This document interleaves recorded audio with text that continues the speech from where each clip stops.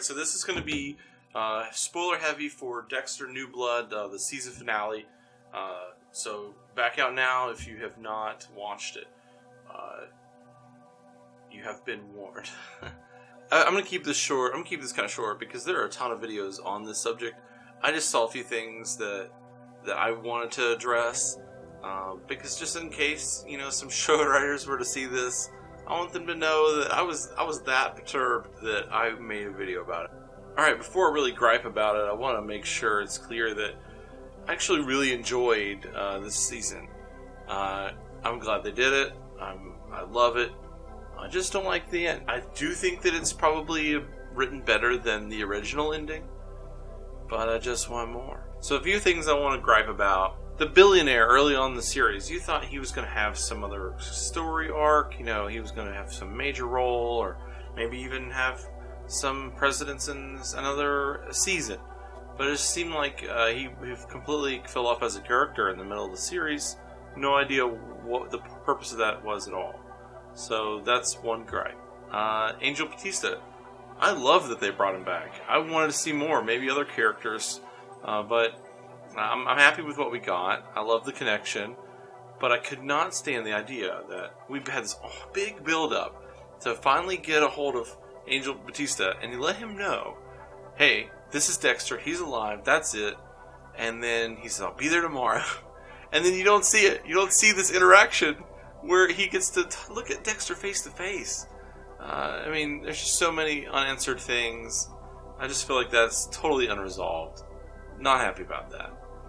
An Easter egg that was kind of neat to see was someone had sent to me the email screen that Batista had up. Showed like from Joey and Masuka, just talking about small talk about Miami stuff and bachelor parties. It was pretty neat. It was pretty neat to see that.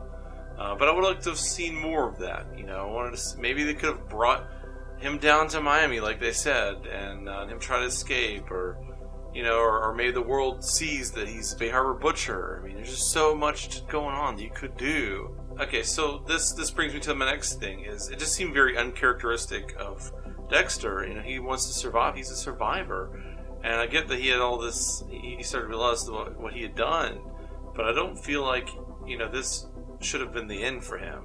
He's smart. He likes to get out of these situations. And even though it's his son, I just felt like that was just like a kind of a cop out of an ending, not because it was a bad ending, but it felt like rushed. It felt like they had to hurry up and end this in one. They had to encapsulate it, as if this is the ending they wrote, and everything else in the beginning they just had to make it work.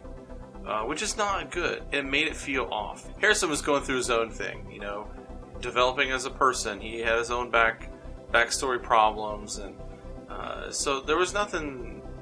It's hard to say that he was out of the ordinary, acting out of the ordinary, because there is no ordinary with him. We don't know him well enough on screen.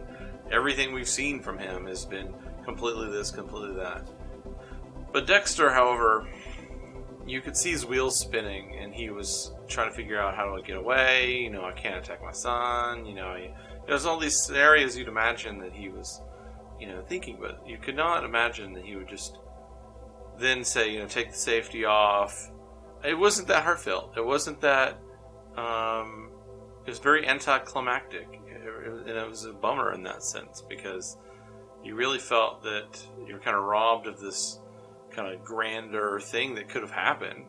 You don't get to see any interaction with any of these other characters that could have seen or talked to Dexter directly.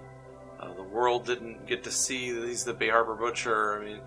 I feel like they could have developed this into other seasons, and the people, the fans are there. I don't think that maybe Showtime knew the fans were there. Maybe the writers, the showrunner, they were more interested in trying to fix what right or wrong they had done before.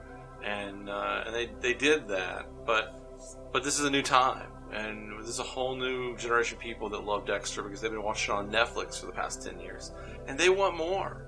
And I feel like this is kind of a kick in the face of them, because you just get them started, you get them excited, and then you take it away. Where do you go from here? Do you have him be a voice in Harrison's head? You call it Harrison?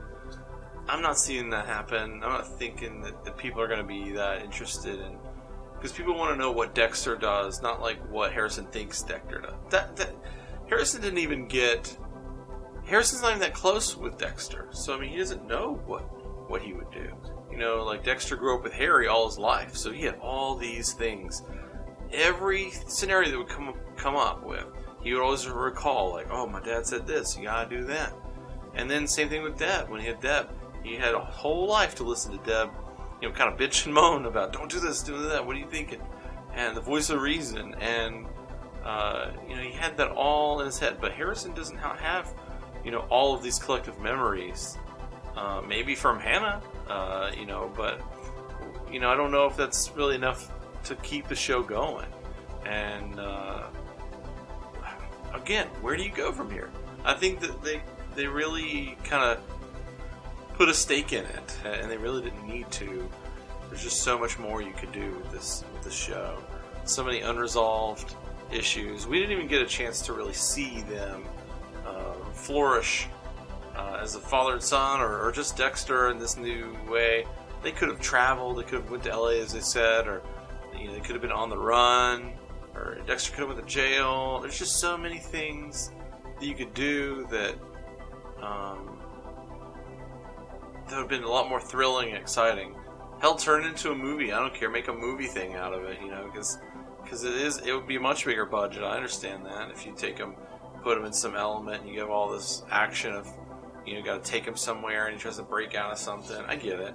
Again, I feel like the showrunners they felt like they already had an idea of what they wanted to do, but they didn't realize that the audience was going to be so receptive of seeing this new season, excited because it's Dexter New Blood Season 1, meaning, assuming that there are going to be more. And if there are more, we want Dexter, the name of the show. We don't want Harrison.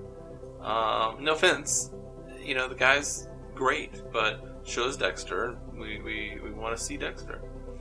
That's all I got right now. I just want to get that off my chest because I'm a little disappointed in this last episode. Again, I think that it's still better writing than what they did with the last time. Like the idea of Deb dying was so horrible that it just completely ruined that season for me.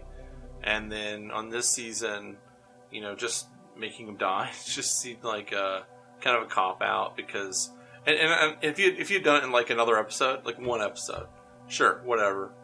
But the fact that you built him up, you got to see him, he had let go, he had a good life, Harrison comes into his world, things are upside down, then they got a handle of it, and then poof, now, as soon as they think they got a handle on it, he's going to teach him the code, he's like all about it, they have a connection, then he dies by the gun that he bought for Harrison. That's ridiculous. In the same season, no less. Just seems awfully forced. And think about all the people that genuinely didn't know this series and jumped into it, and they're like, why just kill off the main character in the first series? Like, I don't even understand.